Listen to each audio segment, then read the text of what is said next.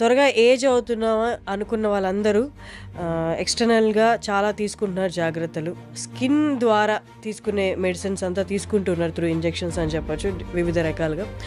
అలా కాకుండా internal medicine అనేది ఒకటి ఉంది. వృద్ధాప్యం వచ్చే వరకు ఆరోగ్యంగా ఉండడం ఎలా? కానీ మీ దగ్గరికి ఎలా వస్తారు అసలు జనాలు? కొంతమందికి చర్మం వ్యాధులు ఉంటాయి. అవి పెద్దగా డర్మటాలజిస్ట్ ట్రీట్ చేసే అంత పెద్ద వ్యాధి కాదు, చిన్న చిన్న మార్పులే అవసరం. అలాగే డైజెషన్ ప్రాబ్లమ్స్తో ఉంటారు. అలా అని గ్యాస్ట్రోఎంట్రాలజిస్ట్ దగ్గరికి వెళ్ళిపోయి పెద్ద పెద్ద ఆపరేషన్లు చేసుకోవాల్సిన పని కాదు. అసలు ఇంటర్నల్ మెడిసిన్ ద్వారా ఏంటి సొల్యూషన్? ముఖ్యంగా చూసుకోవాల్సిన 7 ఏజింగ్కి బయట ఉన్న మ్యాక్సిమం రీజన్స్ ఏంటి అంటే స్మోకింగ్ అండ్ ఆల్కహాల్. కానీ ఇది కాకుండా నిద్ర మనల్ని ఏజింగ్ చేస్తుందా? మనం ఎక్సర్సైజ్ చేసినా, ఎలాంటి ఫుడ్ తిన్నా, మనం పడుకున్నప్పుడు డీప్ స్లీప్లోకి వెళ్ళిన తర్వాత హ్యూమన్ గ్రోత్ హార్మోన్ అనే హార్మోన్ రిపేర్ చేస్తుంది బాడీని. ఫాస్టింగ్ అనేది కంపల్సరీయా or is that an optional thing? Fasting చాలా ముఖ్యమైనది. స్లీప్ తర్వాత నెక్స్ట్ ఏంటి అంటే ఫాస్టింగే. ఎక్కువ అవర్స్ ఫాస్టింగ్ కూడా leads to stones in kidney అంటారు. ఫాస్టింగ్ చాలా కాలం ఉండి నీళ్లు సరిగ్గా తీసుకోకపోవడము, దీనివల్ల సెలబ్రిటీస్ ఇది వాడుతున్న ప్రోడక్ట్ ఏంటి అంటే ఎక్స్టర్నల్ కొలాజిన్ ఇంటేక్ అనమాట. అది త్రూ టాబ్లెట్స్ ద్వారా కానీ ఇంజెక్షన్స్ ద్వారా కానీ కొలాజిన్ తీసుకుంటే మన స్కిన్ ఎలాస్టిసిటీ బాగుంటుంది, ఏజింగ్ అనేది ఫాస్ట్గా అవ్వదు అని. కొలాజిన్ చాలా ఇంపార్టెంట్ అండి. అది మన నెయిల్స్లో ఉంటుంది, స్కిన్లో ఉంటుంది, జాయింట్స్లో ఉంటుంది. అది న్యాచురల్గా తగ్గిపోతూ ఉంటుంది మనం ఏజ్ పెరుగుతూ ఉంటుంది. What is this biological age? మనం బర్త్డేలు ఏం చేసుకుంటామో అది మన క్రోనలాజికల్ ఏజ్. అది మనందరికీ తెలుసు. కానీ మన శరీరం అదే ఏజ్ ఉంది అనే అవసరం లేదు. ఇంత ఇన్ఫర్మేషన్ వినిన తర్వాత వెంటనే అందరికి వచ్చే క్వశ్చన్ ఏంటి అంటే ఇవన్నీ ఎక్కువ ఛార్జెస్ ఉంటాయేమో, ఎక్కువ ప్రైస్ ఉంటుందేమో మేము వెళ్ళి చూపించుకోవడానికి అంటే దాని గురించి మీరు అంటే ఎగ్జాక్ట్గా చెప్పకపోయినా ఒక అవగాహన. హెల్దీ ఏజింగ్ అంటే డాక్టర్ని రీచ్ అయ్యే కన్నా ముందే మనం చాలా చేసుకోవచ్చు. అది నేను చెప్పాను కదా, ఫుడ్లో ఎలాంటి జాగ్రత్తలు తీసుకోవాలి, నిద్ర, ఎక్సర్సైజ్, స్ట్రెస్ని ఎలా మేనేజ్ చేసుకోవాలి, ఇవన్నీ మీరు ఇంట్లో కూర్చొని చేసుకునేవే చెప్పాను. ఇవన్నీ చేస్తున్నా కూడా సమస్యలు ఇంకా ఉన్నాయంటే అప్పుడు వచ్చి సంప్రదించవచ్చు.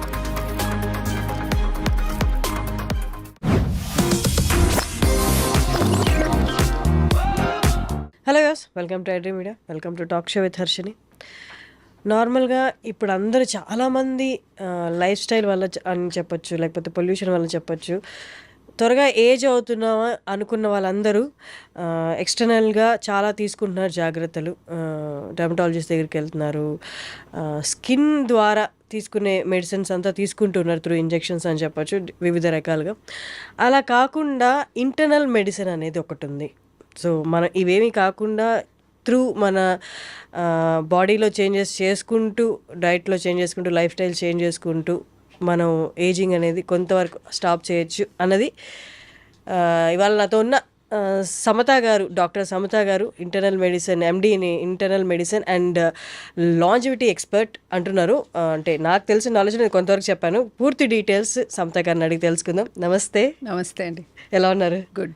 సో నాకు అర్థమైన నాలెడ్జ్తో కొంచెం చెప్పగడానికి ట్రై చేశాను, but you are the right person to speak more. అంటే ఇప్పటి నుంచి తక్కువ మాట్లాడతాను, మీరే ఎక్కువ చెప్పాలి. What is this internal medicine? ఇప్పుడు దాకా మాకు తెలిసింది అంటే ఎక్కువ అవేర్నెస్ ఉన్నది ఏంటి అంటే యూనో విత్ ఇంజెక్షన్స్, పిఆర్పి, వీటన్నిటి ద్వారా మనం ఏజింగ్ అనేది కొంతవరకు స్టాప్ చేయొచ్చు. ఇన్ఫ్యాక్ట్ కరెక్ట్ వర్డ్ చెప్పాలంటే యాంటీ ఏజింగ్ అని వాడుతున్నారు. What is this internal medicine all about? Internal anti ageing అంటున్నాం కదా. సో బేసికలీ ఏంటి అంటే మనకి రెండే తెలుసు. ఒకటి జబ్బు వస్తే డాక్టర్ దగ్గరికి వెళ్ళడము, హాస్పిటల్కి వెళ్ళడము, లేకపోతే జబ్బు లేకపోతే ఇంట్లో ఉండడం, మన పనులు మనం చేసుకోవడం, రెండే తెలుసు. కానీ రెండింటికి మధ్య అంటే ఏదైనా జబ్బు వచ్చే ముందు బాడీలో చాలా చేంజెస్ జరుగుతాయి. అవి ముందే మనం గనక పట్టుకుంటే, అవి కొన్ని టెస్టుల ద్వారా ముందే తెలుసుకుంటే ఏం జరుగుతుంది, ఎక్కడ ఇంబ్యాలెన్స్ అయింది అనేది ముందే తెలుసుకుంటే కొన్ని చేంజెస్ చేసుకొని ఈ జబ్బులు మనము లేట్గా పుష్ చేయొచ్చు, ఎర్లీగా రాకుండా. ఎలాంటివి? మోకాల నొప్పులు, sugar, type 2 diabetes, hyper tension, ఈ కార్డియాక్ జబ్బులు, క్యాన్సర్, ఇవన్నీ మనము లేట్గా వచ్చేలాగా చేయొచ్చు. లేదంటే దీన్నే స్లోయింగ్ డౌన్ ఏజింగ్ అంటారు. అంటే వృద్ధాప్యం వచ్చే వరకు ఆరోగ్యంగా ఉండడం ఎలా, ఓకే. అది ఇంటర్నల్ యాంటీ ఏజింగ్ కన్నా మనం హెల్దీ ఏజింగ్ అని చెప్పుకోవచ్చు. కొంతవరకు పాజిటివిటీ తెచ్చినా కొంతవరకు అది కైండ్ ఆఫ్ కంపల్షన్ అనేది జనాల్లో పడిపోయిందేమో అన్నట్టు అనిపిస్తుంది. వృద్ధాప్యం వచ్చిన తర్వాత ఆరోగ్యంగా ఉండడం ఎలా అంటే మన పనులు మనం చేసుకోగలగాలి, హ్యాపీగా హెల్తీగా ఉండాలి, మన పిల్లలతో ఆడుకోగలగాలి, ఎక్కువ హాస్పిటల్ చుట్టూ తిరిగే జబ్బులు రాకుండా ఉండేలాగా ఉండాలి, ఎక్కువ మందులు వాడకూడదు. ఇదే కదా మనకు కావాల్సింది. ఇండిపెండెన్స్, మనల్ని మనం చూసుకోగలగాలి, తొందరగా ఏమైనా జారి పడ్డప్పుడు ఎముకలు వీరకుండా స్ట్రాంగ్గా ఉండాలి. ఇది మనకు కావాల్సింది హెల్దీ ఏజింగ్లో. అది కాకుండా ఈ జబ్బులు అనేవి ఒక్కసారి వచ్చాయంటే, ఇవి డయాబెటీస్ కానీ, హైపర్ టెన్షన్ కానీ, హార్ట్ డిసీజ్ కానీ మనకు తెలుసు, అవి మనకి లైఫ్ లాంగ్ ఉంటాయి. అంటే లైఫ్ లాంగ్ మనం మందులు వాడుతూ కంట్రోల్లో పెట్టుకోవాలి. మరి అవి రాకుండా ఉంటే ఇంకా బెటర్ కదా. అవి రాకుండా ఎక్కువ కాలం ఆరోగ్యంగా ఉండడం ఎలా, ఇది మనము హెల్దీ ఏజింగ్ ద్వారా ఇవాళ సాధ్యం. దీన్నే మనము స్లో డౌన్ ఏజింగ్ అనొచ్చు, రివర్స్ ఏజింగ్ అంటారు, యాంటీ ఏజింగ్ అని. ఏ పదాలు వాడినా మనము జబ్బులు తొందరగా రాకుండా మనం ఓల్డ్ ఏజ్లోకి హెల్దీగా ఆరోగ్యంగా వెళ్ళాలి. కానీ మీరు అన్నట్టు ఇప్పుడు నాకు ఏదైనా హెల్త్ ప్రాబ్లం వచ్చింది, డాక్టర్ దగ్గరికి వెళ్తాను. లేకపోతే నాకు ఏజింగ్ సిమ్టమ్స్ కనిపిస్తే నేను డాక్టర్ దగ్గరికి వెళ్తాను. కానీ మీ దగ్గరికి ఎలా వస్తారు అసలు జనాలు? ఎలా రావాలి, ఎందుకోసం రావాలి, ఎలా రావాలి, ఎందుకు రావాలి? ఇప్పుడు కొంతమందికి చర్మం వ్యాధులు ఉంటాయి. అవి పెద్దగా డర్మటాలజిస్ట్ ట్రీట్ చేసే అంత పెద్ద వ్యాధి కాదు, చిన్న చిన్న మార్పులే అవసరం. అలాగే గట్ ఇష్యూస్, డైజెషన్ ప్రాబ్లమ్స్తో ఉంటారు. అలా అని గ్యాస్ట్రోఎంట్రాలజిస్ట్ దగ్గరికి వెళ్ళిపోయి పెద్ద పెద్ద ఆపరేషన్లు చేసుకోవాల్సిన పని కాదు. అంటే తేపులు రావడం కానీ, తిన్నది సరిగ్గా అరగకపోవడం కానీ, పొట్ట ఉబ్బరంగా అనిపించడం కానీ, ఇలాంటివి. లేదు 40లోకి వెళ్ళాము, 30లో 20లో ఉన్నట్టుగా ఎనర్జీ లేదు, తొందరగా అలసిపోతున్నాం, మధ్యాహ్నం అయ్యేసరికి నిద్ర వస్తుంది, ఎనర్జీ ఉండట్లేదు, పిల్లలతో ఆడుకోలేకపోతున్నాను, లేదు నడుం భాగం పెరిగిపోయింది, ముందులాగా లేను, ఇలాంటి చిన్న చిన్న మార్పులు. అలాగే బ్లడ్ టెస్ట్లలో ఇప్పుడిప్పుడే కొలెస్ట్రాల్ మెల్లగా పెరగడం చూస్తున్నాము. ఈ మధ్య బ్లడ్ ప్రెషర్ ఇంత ఎక్కువ ఉండేది కాదు, తక్కువ ఉండేది. అలాగని హైపర్ టెన్షన్కి ట్రీట్మెంట్ తీసుకునే అంత ఎక్కువ కాదు. ఇప్పుడు మనము 130 పైన కిందది 90 పైన ఉన్నప్పుడు హైపర్ టెన్షన్ అని మందులు పెడతాం. అంటే ఒక్కసారి బ్లడ్ ప్రెషర్ చెక్ చేసి పెట్టము, తరచుగా ఎక్కువగా ఉంటే అప్పుడు హైపర్ టెన్షన్ అని మందులు పెడతాం. కానీ అంతకు ముందు ఇంకా ఎంత తక్కువ పెట్టుకుంటే బెటర్.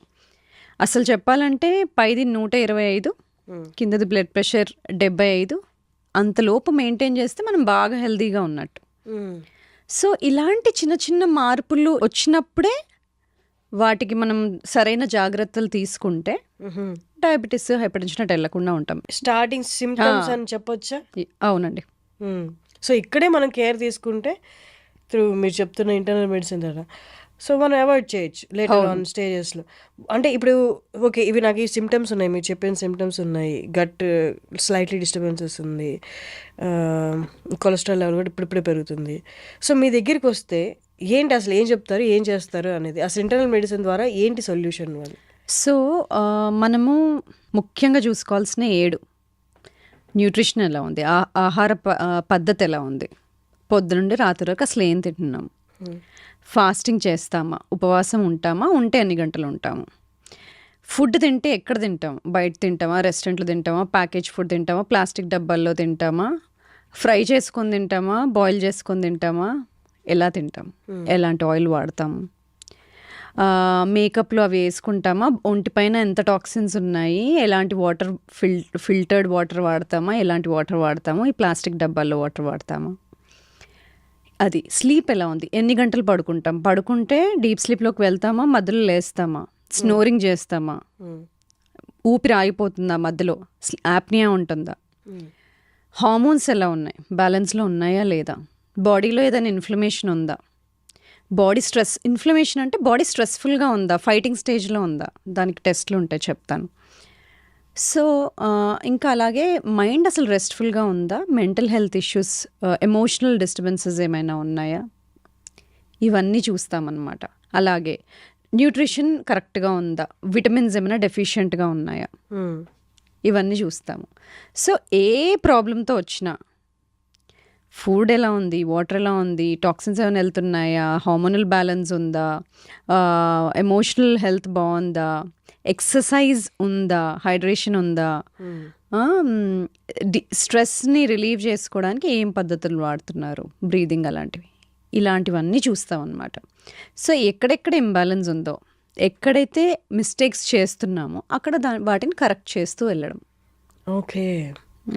సో అంటే ఇప్పుడు మీరు అన్నట్టు ఏజింగ్కి ఇప్పుడున్న బయట ఉన్న రీజన్స్, మ్యాక్సిమం రీజన్స్ ఏంటి అంటే smoking and alcohol and pollution. కానీ ఇది కాకుండా నిద్ర మనల్ని ఏజింగ్ చేస్తుందా? అవును, సరిగ్గా నిద్ర. అసలు నిద్రలో చాలా బ్రహ్మాండమైన బెనిఫిట్స్ ఉంటాయి. మనం పడుకున్నప్పుడు చాలా జరుగుతాయి. యాక్చువల్లీ మనం లేచిన దానికన్నా పడుకున్నప్పుడే బెనిఫిట్స్ ఎక్కువ ఉంటాయి. మనం ఎక్సర్సైజ్ చేసినా, ఎలాంటి ఫుడ్ తిన్నా, మనం పడుకున్నప్పుడు డీప్ స్లీప్లోకి వెళ్ళిన తర్వాత హ్యూమన్ గ్రోత్ హార్మోన్ అనే హార్మోన్ రిపేర్ చేస్తుంది బాడీని. ఏవైతే టాక్సిన్స్ ఉన్నాయో ఎలిమినేట్ చేయడము, మసిల్స్ రిపేర్ చేయడము, మజిల్ బిల్డ్ చేయడము, గ్రోత్ చిన్నపిల్లలు, ఇవన్నీ పడుకున్నప్పుడే జరుగుతాయి. అది కాకుండా మనకి బాడీలో క్లీనప్ ప్రాసెస్కి లింఫాటిక్ సిస్టమ్ ఎలాగుంటుందో బ్రెయిన్లో లింఫాటిక్ సిస్టమ్ అని ఉంటుంది. అంటే టాక్సిన్స్ క్లియర్ అప్ సిస్టమ్, అది కూడా పడుకున్నప్పుడు డీప్ స్లీప్లో నిద్రలోనే జరుగుతుంది. సో ఇలాంటి రిపేర్, రికవరీ పడుకున్నప్పుడు జరుగుతాయి కాబట్టి హార్మోనల్ బ్యాలెన్స్ కూడా మెయింటైన్ అవుతుంది. మనకి సర్కేడియన్ రిథమ్ అనేది ఒకటి ఉంటుంది. అంటే సూర్యోదయం అయినప్పుడు లేవడము, అస్తమించినప్పుడు పడుకోవడం, ఇలాంటిది మనము అసలు హ్యూమన్ బాడీ అలా ఉండేది. కానీ ఇప్పుడు ఇన్ని ఆర్టిఫిషియల్ లైట్స్, ఇలాంటి డెస్క్ జాబ్స్, వేరే టైమ్ జోన్స్తో పనిచేయడము, దీంతో ఇంటర్నల్ బాడీ సిస్టమ్ కూడా దెబ్బతినింది. పడుకోవాల్సిన టైంకి పడుకోకపోవడము, లైట్ వల్ల పడుకోలేకపోవడము, ఇలాంటివన్నీ. ఇంకోటి, బాగా తినేసి కడుపు నిండుగా ఉన్నప్పుడే పడుకోవడము, ఇలాంటివన్నీ చేయడం వల్ల డీప్ స్లీప్లో పోలేకపోవడము, బాడీ రిపేర్ అవ్వకపోవడము, దానివల్ల హార్మోనల్ ఇంబ్యాలెన్సెస్, ఇన్ఫర్టిలిటీ ఇష్యూస్, ఇవన్నీ చూస్తూ ఉంటాం. సో అందుకని స్లీప్ చాలా ముఖ్యం, చాలా ఇంపార్టెంట్. అందుకని ఇప్పుడు స్లీప్ మానిటర్ చేయడానికి స్లీప్ రింగ్స్ అని ఇవన్నీ వస్తున్నాయి. అంటే పడుకుంటే ఎంత డీప్ స్లీప్లోకి వెళ్తున్నాడు, ఆర్ఎం రెస్ట్ఫుల్ స్లీప్ అనేది మనకు స్టేజెస్ ఉంటాయి. స్లీప్లో స్టేజెస్, దానిలో ఆర్ఎం స్లీప్ అనేది గుడ్ రెస్ట్ఫుల్ స్లీప్. ఆ స్టేజ్లో ఎంతసేపు ఉంటున్నారు, కనీసం 6-7 గంటలు పడుకుంటున్నామా లేదా.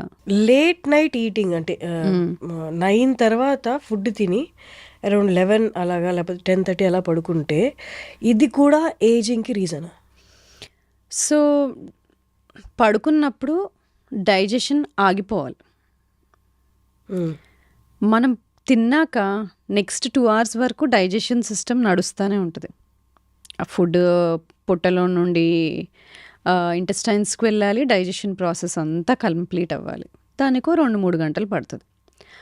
ఆ తిన్న 2-3 గంటల లోపే నిద్రపోయాము అంటే ఆ డైజెస్టివ్ సిస్టమ్ నడుస్తూనే ఉంటుంది. ఇంకా రిపేర్ సిస్టమ్ యాక్టివేట్ అవ్వడానికి టైం ఎక్కడిది. అందుకే తిన్న 2-3 గంటల తర్వాత పడుకోమని చెప్తాం. లేదంటే మీ స్లీప్ టైమింగ్ ఏంటో దానికన్నా 2-3 గంటల ముందు తినేయాలి అని. అంటే డైజెషన్ ప్రాసెస్ అయిపోవాలి. అది ముఖ్యమైన రీజన్. అది కాకుండా ఎంతోమంది ఫుడ్ రిఫ్లెక్స్ అవ్వడము, ఇవన్నీ సిమ్టమ్స్ ఉంటూ ఉంటాయి. దానికి సింపుల్ సొల్యూషన్ ఎర్లీగా తినడం. అది కాకుండా అప్పటికి డైజెషన్ అయిపోయి ఉండాలి, స్టమక్ ఎంటీగా ఉండాలి. ఇవి ఇంపార్టెంట్. అలాగే మనం ఎప్పటి నుంచో రిలీజియన్ వైజ్గా తీసుకుని ఎవరి రిలీజియన్లో వాళ్ళకి అన్ని రిలీజియన్లో సేమ్గా ఉన్నది ఏంటి అంటే ఫాస్టింగ్.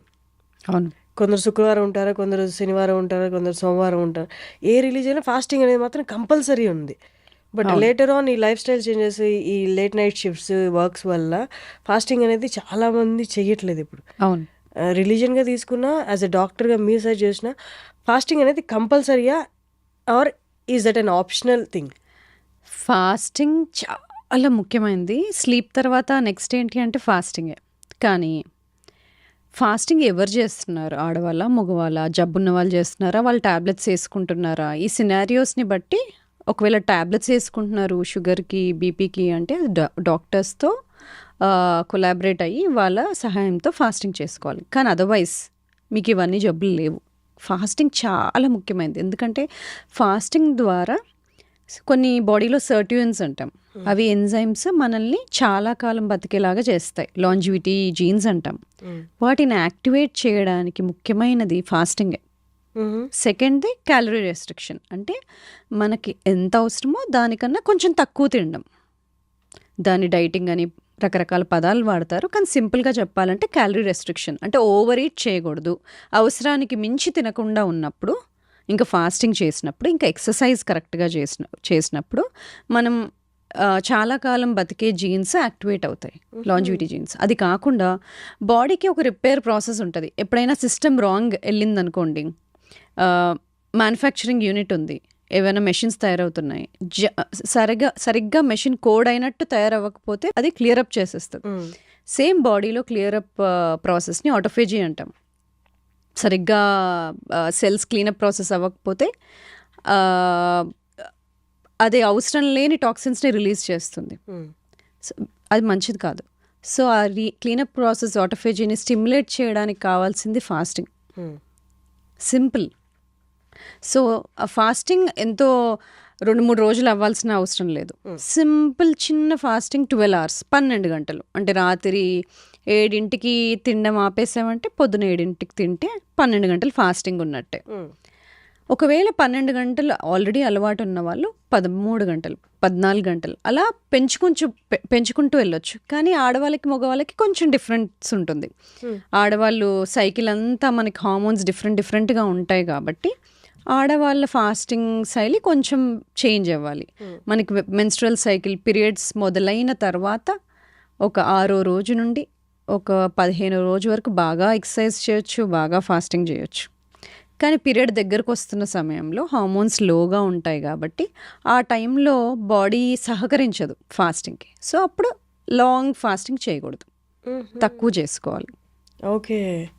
కానీ నేను విన్నాను ఎక్కువ అవర్స్ ఫాస్టింగ్ కూడా leads to stones in kidney అంటారు. Is that true? డీహైడ్రేషన్ ముఖ్యంగా.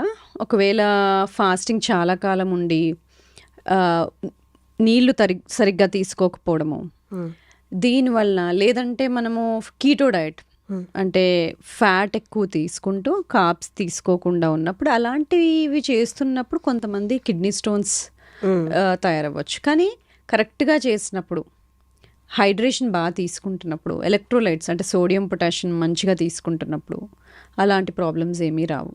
ఓకే.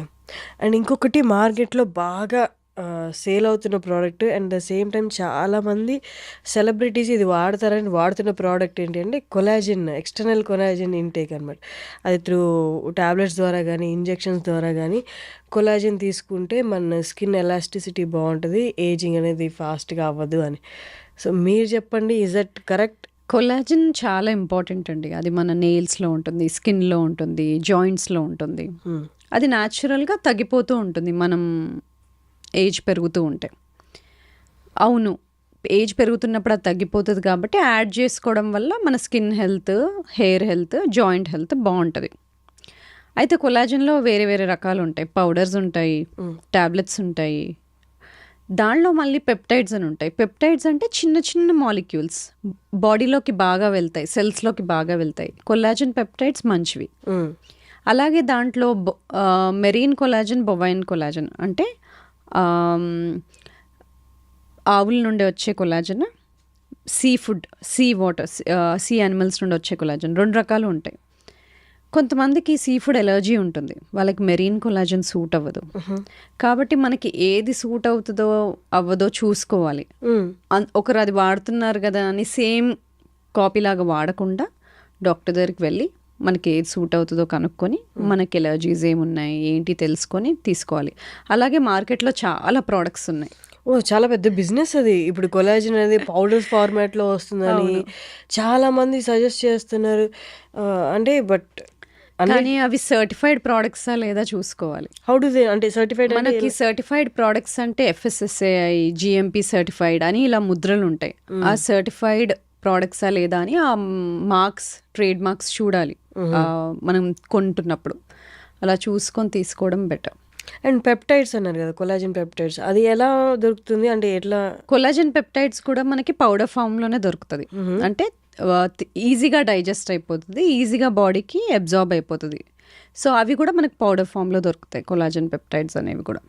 ఓకే. ఇప్పుడు కొలాజన్ తీసుకునే వాళ్ళు వాళ్ళు పర్చేసింగ్ ఐదర్ సజెషన్ తీసుకొని డాక్టర్ దగ్గర తీసుకోవాలి, లేదు వాళ్ళందరికీ వాళ్ళు వాడాలనుకుంటే ఇట్స్ నాట్ కరెక్ట్. వాళ్ళంతా వాళ్ళు వాడాలనుకుంటే ఫస్ట్ థింగ్ అదే సర్టిఫైడా కాదా అని చూసుకోవాలి. మంచి పెప్టైడ్స్ ఎలా అడగాలి వాళ్ళు ఇన్ కేస్ మెడికల్ షాప్కి వెళ్ళి వాళ్ళు పెప్టైడ్స్ కొలాజన్ పెప్టైడ్ చాలా వరకు జనరల్ ఫార్మసీస్లో మనకు దొరకకపోవచ్చు మనకు కావాల్సిన పెప్టైడ్స్.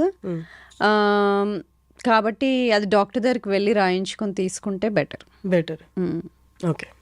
కన్సర్న్డ్ డర్మటాలజిస్ట్ అయినా ఎవరైనా డాక్టర్ దగ్గరికి వెళ్ళి అడిగి తీసుకుంటే బెటర్. ఈ మధ్య ఎక్కువ చూస్తున్నాము మీ బయోలాజికల్ ఏజ్ తెలుసుకోవడం ఎలా అని కూడా అంటున్నారు. అంటే మన ఏజ్ ఏంటో నాకు తెలుసు, నా ఏజ్ ఏంటో నాకు తెలుసు. What is this biological age?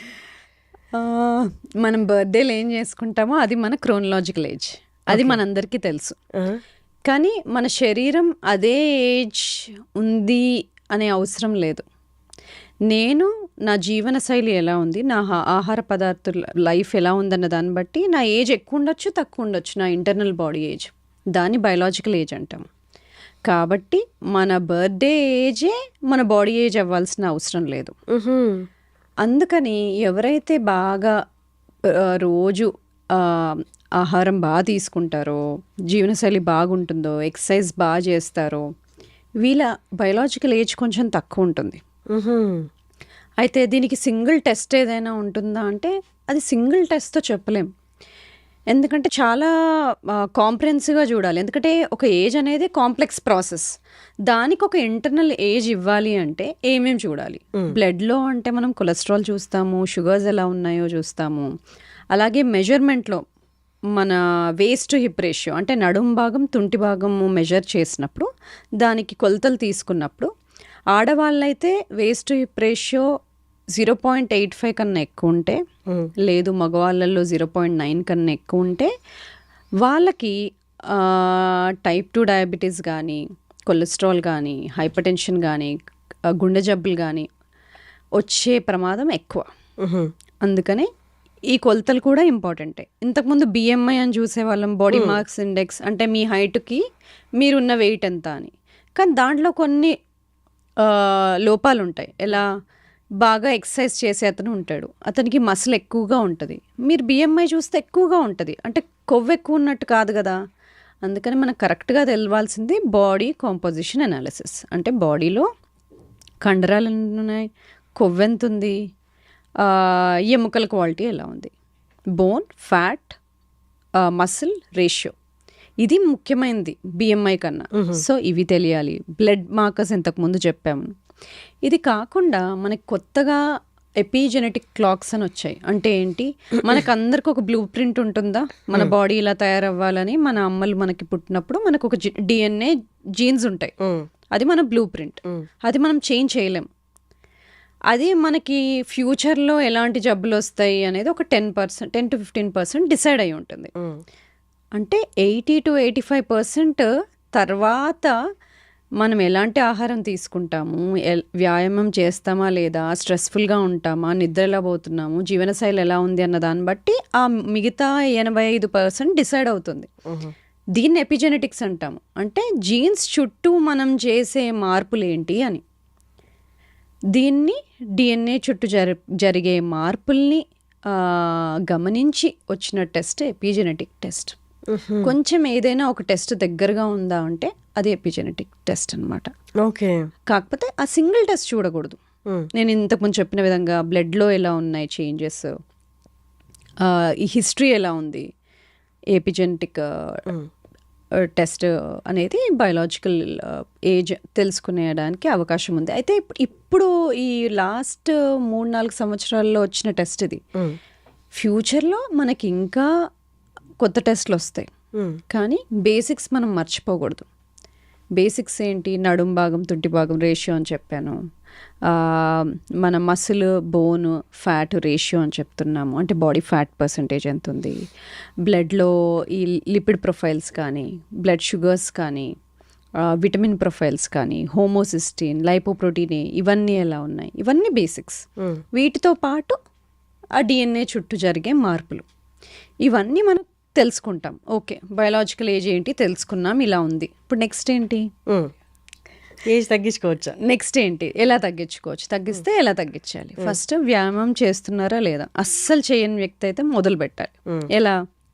వారానికి కనీసం 150 నిమిషాలు మోడరేట్ ఎక్సర్సైజ్, అంటే బ్రిస్క్ వాకింగ్ కానీ, యోగా కానీ, స్విమ్మింగ్ కానీ, ఏరోబిక్స్ కానీ ఇలాంటివి. లేదంటే 75 నిమిషాలు ఫాస్ట్ హై ఇంటెన్సిటీ ఎక్సర్సైజ్, అంటే ఫాస్ట్ బైకింగ్, హైకింగ్ ఇలాంటివి. కానీ ఇవి చేస్తే సరిపోతుందా? లేదు. మనము వృద్ధాప్యం వచ్చినాక, ఓల్డ్ ఏజ్ వచ్చినాక ఆరోగ్యంగా ఉండాలంటే ఆ ఏజ్ ఎంటర్ అయ్యేటప్పుడు, 50 ఎంటర్ అయ్యేటప్పుడు మన మసిల్ కండరాలు బాగుండాలి. అప్పటికీ కండరాలు తక్కువగా ఉన్నాయంటే మీకు డెఫినెట్గా ఈ జబ్బులు తొందరగా వచ్చేస్తాయి. ఇవి 4: డయాబెటీస్, హైపర్ టెన్షన్, కార్డియాక్ జబ్బు, క్యాన్సర్లు, స్ట్రోకు. ఇవి అయితే ఎందుకంటే 40 తర్వాత 40 సంవత్సరాలు ఒకసారి దాటామంటే ప్రతి సంవత్సరానికి 1% మజిల్ పోతుంది. కానీ దాంతో వచ్చే ప్రాబ్లం ఏంటి? మజిల్ పోతూ ఉంటే మనం తినే ఫుడ్ ఎనర్జీగా మారకుండా కొవ్వుగా మార్చి వెయిట్ పుట్ ఆన్ అవుతాం. మెల్లగా ఇన్సులిన్ రెసిస్టెన్స్లోకి వెళ్తుంది. అంటే మెటబాలిక్ ఫ్లెక్సిబిలిటీ తగ్గిపోతుంది, మెటబాలిక్ హెల్త్ అప్పటి నుండి డిస్టర్బ్ అవుతుంది. అదేంటంటే నేను 40 వరకు బాగానే ఉండదని 40 తర్వాత అన్ని మార్పులు చూస్తున్నా అంటారు కదా, ఇది ఇన్సులిన్ రెసిస్టెన్స్ అనేది మొదలవుతుంది. దీన్ని తగ్గించుకోవడానికి మనం స్ట్రెంగ్త్ ట్రైనింగ్, రెసిస్టెన్స్ ట్రైనింగ్ చేసుకున్నప్పుడు ఈ కండరాలు కోల్పోయే కెపాసిటీని తగ్గిస్తాం. మజిల్ లాస్ తగ్గుతుంది. మజిల్ లాస్ తగ్గినప్పుడు మెటబాలిజం బాగుంటుంది, అంటే మనం జబ్బుల్ని దూరంగా నెట్టుతున్నట్టేగా. సో అది కాకుండా ఫుడ్లో ఏం మార్పులు చేసుకోవాలి?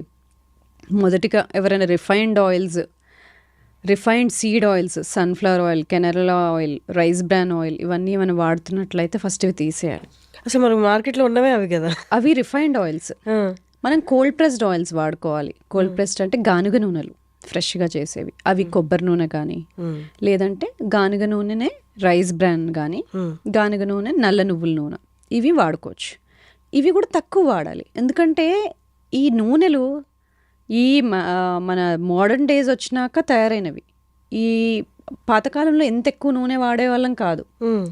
సో ఈ నూనెల వల్ల మనకు బాడీలో ఇన్ఫ్లమేషన్ పెరుగుతుంది. సో ఈ నూనెలు తగ్గించుకోవాలి.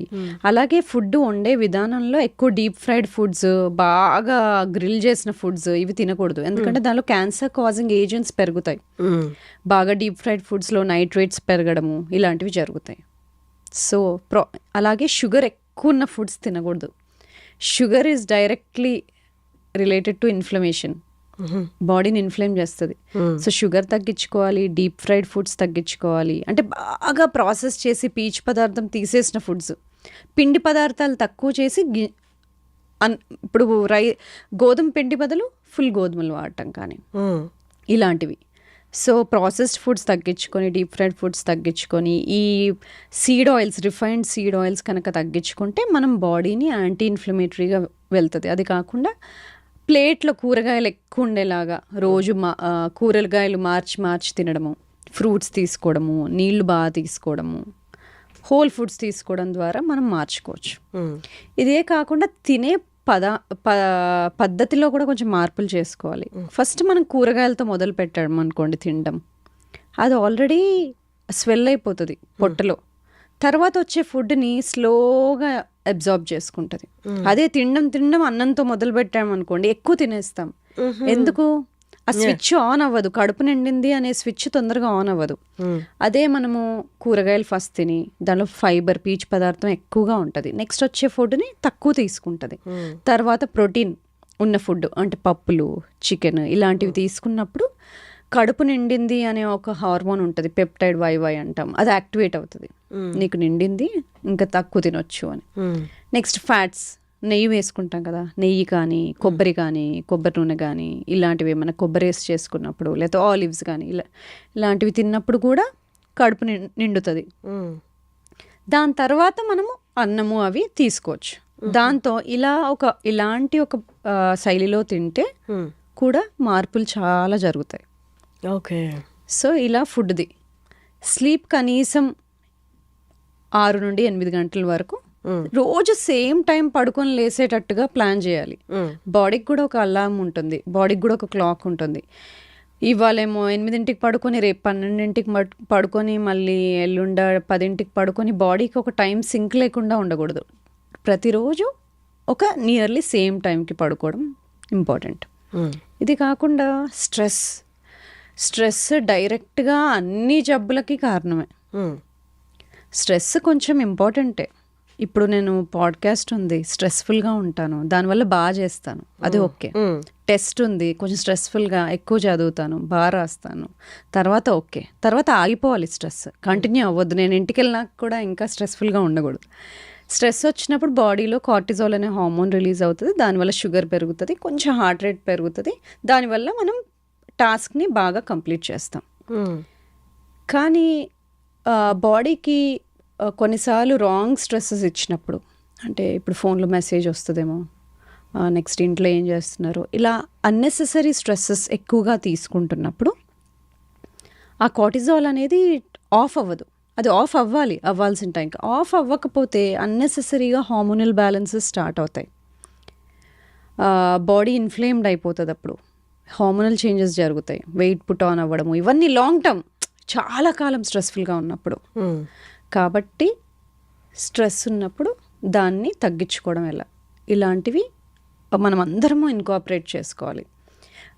బాగా స్ట్రెస్ఫుల్గా అనిపిస్తుంది, అప్పుడు మనకి పొట్టలో ఏదో తిప్పేసినట్టుగా అనిపిస్తుంది. ఎందుకండి బ్రెయిన్లో స్ట్రెస్గా ఉంటే పొట్టలో ఎందుకు తిప్పాలి? అంటే బ్రెయిన్ పొట్ట రెండు కనెక్టెడే.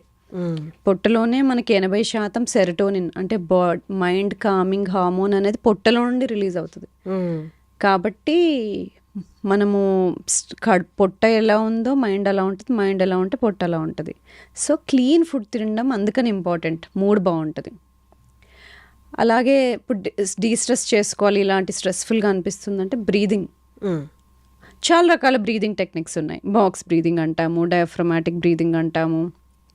ఏదేమైనా మనం ఊపిరి పీల్చుకొని ఆపుకొని తర్వాత ఊపిరి వదిలినప్పుడు ఎక్స్ప్రెషన్ అంటాం. అది కొంచెం స్లోగా వదలాలి. అంటే ఇన్స్పిరేషన్ కన్నా పొడవుగా ఉన్నప్పుడు, ఎక్స్ప్రెషన్ ఎక్కువగా ఉన్నప్పుడు స్లోగా మనం బ్రీదింగ్ వల్ల బాడీకి కూల్ డౌన్ అవుతున్నాము అనే సిగ్నల్ పంపించడం. ఇలాంటి డీస్ట్రెస్ టెక్నిక్స్ మనము ఈ మోడర్న్ లైఫ్ స్టైల్స్లో చేసుకోవాల్సిందే ప్రతి ఒక్కళ్ళము. సో ఇలా స్ట్రెస్ మేనేజ్మెంట్, స్లీప్ని కరెక్ట్గా చేసుకోవడము, ఫుడ్ ఇలా తీసుకోవడము, వ్యాయామం చేసుకోవడము, మసిల్ కాపాడుకోవడము, మన కండరాలు కాపాడుకోవడం, ఇవన్నీ ఇంటర్నల్ యాంటీ ఏజింగ్లో చిట్కాలు.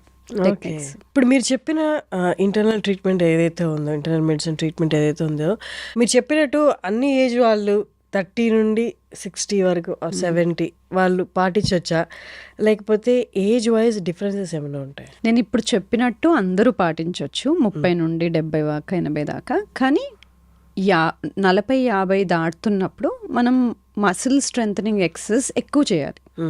దానివల్ల మనం కండరాలు కోల్పోకుండా ఉంటాం. ఇంతకుముందు చెప్పినట్టు 40 తర్వాత మనం కండరాలు తగ్గిపోతాయని చెప్పాను కదా, దానివల్ల సమస్యలు వస్తాయి. కాబట్టి స్ట్రెంగ్త్ ట్రైనింగ్ అనేది, అంటే మన మసిల్స్ని కాపాడుకోవడానికి ఎక్సర్సైజ్లు మనం ఇంకొంచెం ఎక్కువ చేసుకోవాలి 50 దాటిన తర్వాత. ఇప్పుడు గట్ రిలేటెడ్, అంటే మన పొట్టకి మంచి బ్యాక్టీరియా కావాలంటే ప్రోబయోటిక్స్ తీసుకోవాలని చెప్పి మనకి మార్కెట్లో కూడా, ఈవెన్ సూపర్ మార్కెట్లో కూడా అవైలబుల్ ఉన్నాయి. ఇవి తీసుకుంటే మీకు ప్రోబయోటిక్స్ డెవలప్ అయ్యి గట్ హెల్త్ బాగుంటుంది అని. అవన్నీ డైరెక్ట్గా వెళ్ళిపోయి అవి వాడేయచ్చా? అంటే కన్సల్టేషన్ లేదా ఎవరినైనా డాక్టర్ని కన్సల్ట్ అవ్వకుండా తీసుకోవచ్చా? మీకు జబ్బులు ఏం లేవనుకోండి, డైజెషన్ బాగుంది, పొద్దున బాగా లేస్తున్నారు, బాగా నిద్రపోతున్నారు, ఎనర్జీ బాగుంది, మీ డే టు డే పనులు బాగా చేసుకుంటున్నారు అంటే ఏమీ అవసరం లేదు ప్రోబయోటిక్స్. లేదు కొంచెము ఏదైనా తింటే అరగకపోవడము, కొంచెం డైజెషన్ ఇష్యూస్ మొదలయ్యాయి అంటే ఓకే, ప్రోబయోటిక్స్ తీసుకోవచ్చు. కానీ తీసుకుంటున్నప్పుడు ఎలాంటివి తీసుకోవాలి? మార్కెట్లో ఎన్ని ఉన్నాయి కదా, ఏం తీసుకోవాలి అంటే లాక్టోబాసిలస్ అని ఉన్నవి కానీ, బైఫిడో బ్యాక్టీరియం అని ఉన్నాయి కానీ, ఈ 2 కలుపున్నవి కానీ ఇలాంటివి తీసుకోవచ్చు. లేదు మీకు స్పెసిఫిక్గా ప్రాబ్లమ్స్ ఉన్నాయి, పేగులకు సంబంధించిన ప్రాబ్లమ్స్, ఇన్ఫ్లమేటరీ బవల్ డిసీజ్, లేకపోతే ఇన్ఫ్లమేటరీ ఇరిటబుల్ బవల్ సిండ్రోమ్, ఇలాంటి స్పెసిఫిక్ ప్రాబ్లమ్స్ ఉన్నాయి అంటే అది డాక్టర్ని కన్సల్ట్ అయ్యి తీసుకోవాలి. లేదు స్కిన్ ప్రాబ్లమ్స్ ఉన్నాయి, స్కిన్ ర్యాషెస్ వస్తున్నాయి, ఎగ్జిమా వస్తుంది, ఎక్కువ తలనొప్పులు వస్తున్నాయి, కొన్నిసార్లు గట్ని కూడా కరెక్ట్ చేసుకోవాలి. మ్మ్. గట్ కనుక బేసికలీ గట్లో అంటే చిన్న స్మాల్ ఇంటెస్టైన్లో మనకి బ్యాక్టీరియా, ఫంగై, వైరసెస్ అన్నీ ఉంటాయి, బ్యాలెన్స్డ్గా ఉంటాయి. మనం వాటికి హెల్ప్ చేయాలి, అవి మనకి హెల్ప్ చేస్తాయి. మనం తిన్న ఫుడ్లో నుండి కూడా కొన్ని అవి వైటమిన్స్ మనకి తీసిస్తాయి. సో అందుకని మనం హెల్తీగా పెట్టుకోవాలి. మ్మ్. దానికి ఒక ఫౌండేషనల్ బ్యాక్టీరియా అని కొన్ని ఉంటాయి. మ్మ్. అవి బ్యాలెన్స్డ్గా ఉండాలి. కానీ ఎప్పుడైతే ఆ బ్యాలెన్స్ కోల్పోతాయో కొన్ని అవసరం ఉన్న బ్యాక్టీరియా తక్కువ అవడం, అవసరం లేని బ్యాక్టీరియా ఎక్కువ పెరగడం వల్ల మనకు కొన్ని ప్రాబ్లమ్స్ రావచ్చు. అవి స్కిన్ ప్రాబ్లమ్స్ లాగా బయటపడవచ్చు, జాయింట్ ప్రాబ్లమ్స్ లాగా బయటపడవచ్చు, అలాగ వేరే వేరేగా బయటకు వస్తాయి. మ్మ్. అలాంటప్పుడు ఇంబ్యాలెన్స్ ఉన్నట్టు. ఇంబ్యాలెన్స్ ఉన్నప్పుడు టెస్ట్ చేసుకోవడం ఎలా? మనకి గట్ మైక్రోబయోమ్ అనే టెస్ట్ ఉన్నాయి, వాటి ద్వారా మనం టెస్ట్ చేసుకొని చూసుకుంటాం. గట్ మైక్రోబయోమ్ అనే టెస్ట్ ద్వారా, మైక్రోబయోమ్ గట్ మైక్రోబయోమ్ బయోమ్ ఆ టెస్ట్ ద్వారా మనకు అసలు ఏం బ్యాక్టీరియా గ్రో అవుతున్నాయి, ఉండాల్సినవి ఉన్నాయా, అవసరం లేనివి ఎక్కువ పెరుగుతున్నాయా, ఏమైనా అవసరం లేని పదార్థాలు రిలీజ్ అవుతున్నాయా, ఇలాంటివన్నీ చూసుకుంటాం అన్నమాట. ఎందుకంటే ఇలాంటి బ్యాలెన్స్ లేనప్పుడు ఎక్సర్సైజ్ కెపాసిటీ తగ్గిపోవచ్చు, మైగ్రేన్స్ రావచ్చు, ఇంతకుముందు నేను చెప్పిన విధంగా IBS, IBD రావచ్చు, హార్ట్ డిసీజ్కి రిస్క్ పెరగవచ్చు, హైపర్ టెన్షన్కి రిస్క్ పెరగవచ్చు. సో గట్ అనేది ఇన్నిటికీ కనెక్ట్ అయి ఉంది. ఇప్పుడు ఈ గట్ మైక్రోబయోమ్ ఏదైతే ఉందో టెస్ట్, అది వాళ్ళు రెగ్యులర్గా అంటే ఎక్కడ చేయించుకోవచ్చు? అది నేను చేస్తాను, ఇప్పుడు చాలా మంది డాక్టర్స్ చేస్తున్నారు. Okay okay, Available consult test. అవ్వచ్చు. ఓకే. సో అలా ఏంటి ప్రాబ్లం చూసుకుని దానికి తగ్గట్టుగా ట్రీట్మెంట్ తీసుకోవాలి. కానీ ఏ ట్రీట్మెంట్ తీసుకున్నా దాంట్లో నేను చెప్పినట్టుగా ఫ్రైడ్ ఫుడ్స్, బాగా ప్రాసెస్ చేసిన ఫుడ్స్, షుగర్ ఇలాంటివి తగ్గించుకోవాలి. బాగా గ్రిల్ చేసిన ఫుడ్స్, రిఫైన్డ్ ఆయిల్స్ ఇలాంటివన్నీ తక్కువ చేసినప్పుడు బాడీ యాంటీ ఇన్ఫ్లమేటరీ స్టేట్లోకి వెళ్ళిపోయి ఆ సిమ్టమ్స్ అన్నీ తగ్గుతాయి. ఓకే. దానికి తోడ్పడుతూ కొన్ని సప్లిమెంట్స్, ప్రోబయోటిక్స్ అవి వాడినప్పుడు బాడీ ఒక బ్యాలెన్స్లోకి వస్తుంది అనమాట. నైస్. ఇప్పుడు అంటే ఇంత ఇన్ఫర్మేషన్ వినిన తర్వాత వెంటనే అందరికి వచ్చే క్వశ్చన్ ఏంటి అంటే, ఇవన్నీ ఎక్కువ ఛార్జెస్ ఉంటాయేమో, ఎక్కువ ప్రైస్ ఉంటుందేమో మేము వెళ్ళి చూపించుకోవడానికి అంటే, దాని గురించి మీరు అంటే ఎగ్జాక్ట్గా చెప్పకపోయినా ఒక అవగాహన జనాలకి. హెల్దీ ఏజింగ్ అంటే డాక్టర్ని రీచ్ అయ్యే కన్నా ముందే మనం చాలా చేసుకోవచ్చు. అది నేను చెప్పాను కదా, ఫుడ్లో ఎలాంటి జాగ్రత్తలు తీసుకోవాలి, నిద్ర, ఎక్సర్సైజ్, స్ట్రెస్ని ఎలా మేనేజ్ చేసుకోవాలి, ఇవన్నీ మీరు ఇంట్లో కూర్చొని చేసుకునేవే చెప్పాను. ఇవన్నీ చేస్తున్నా కూడా సమస్యలు ఇంకా ఉన్నాయంటే అప్పుడు వచ్చి సంప్రదించవచ్చు, అప్పుడు హెల్ప్ చేస్తాను. లేదు అంటే మిగతావన్నీ మీరు